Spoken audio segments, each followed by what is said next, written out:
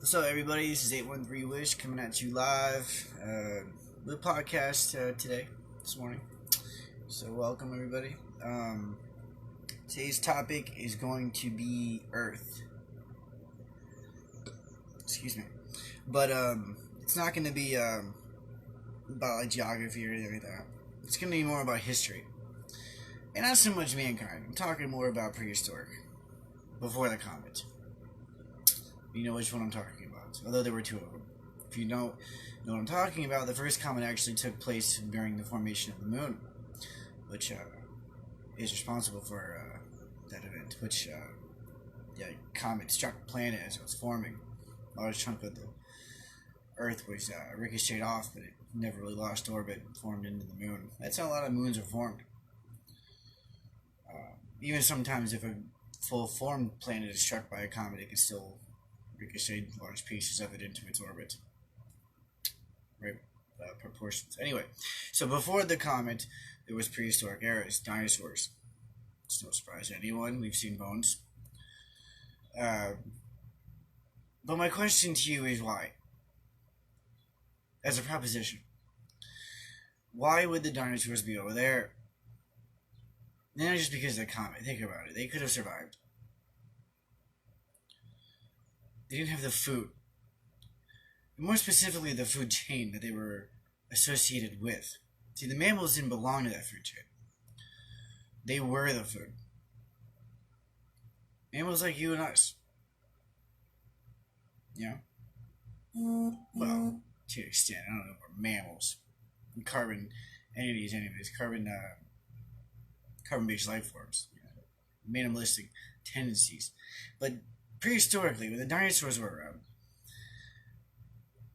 they didn't just eat dinosaurs and plants. Or they did, but they still had a symbiotic relationship with a union. It wasn't just the dinosaurs, so to say, because there were a lot of them. So there was at least a god around, which satisfies a lot of the equation of all of history. At least according to the standpoint of man, who is a God-fearing individual. But the real question here is resolved with the presumption that there are aliens. Angels, demons, ghosts, witches, monsters, ghouls. And where are they? Are they in Middle Earth? Are they in Outworld? Other universes? Haunting us, maybe? Not without the dinosaurs is my thing. Not without dinosaurs being there. You know? If anything, all those entities belong in prehistoric era because they are primal.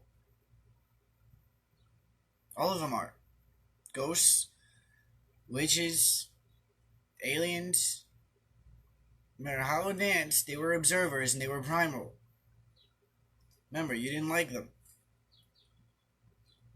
And not just because you're a bad or good person, because you're here today, this time. It's not anything but a gray matter. There's nothing. You deserve that. But what's not deserved is putting Middle Earth in the middle of the crossfire. That could have happened anytime, this Middle Earth. It could be the perfect purgatory. Everybody could end up there. So this prehistoric era is bigger than we think. And what's going to happen is it's going to rear its ugly head. But not physiologically. It can happen physically because objects materialize in time. So if we're not careful, we could channel a lot of these submerged aptitudes into revolving structures. So we're liable to hit our head in a lot of issues that we're avoiding. So that's kind of all I wanted to bring up today. Other than that, two things I would keep in mind about the mankind being on this side of the fence: zombies and AI. A lot of that is, again, aptitude. It's either the V-necks or the pattern printed jams. So, speak of pens later. I mean, I'm sure I would have had something to say about it. I don't think my life is that meaningless. But yeah, I mean, avoid being a zombie. Or make zombie an aptitude. Have an argument. And don't be an AI about it. Don't be a buckle up. We may not even do AI. All we have is narrow AI. For the life of me, real AI was in the prehistoric times too. You know, if we want, if we as people want any serious time to do things, the only sacrifice we'd have to make is danger. It all goes to the prehistoric time, all of it. If it's uncertain, if it's not relative. That's just my opinion. Okay. Excuse me. I want everybody to have a good day. Food for thought. I wasn't holding a plate during his speech. Have a nice day, everyone. Shake someone's hand, playing tree, some dogs across the road. Peace.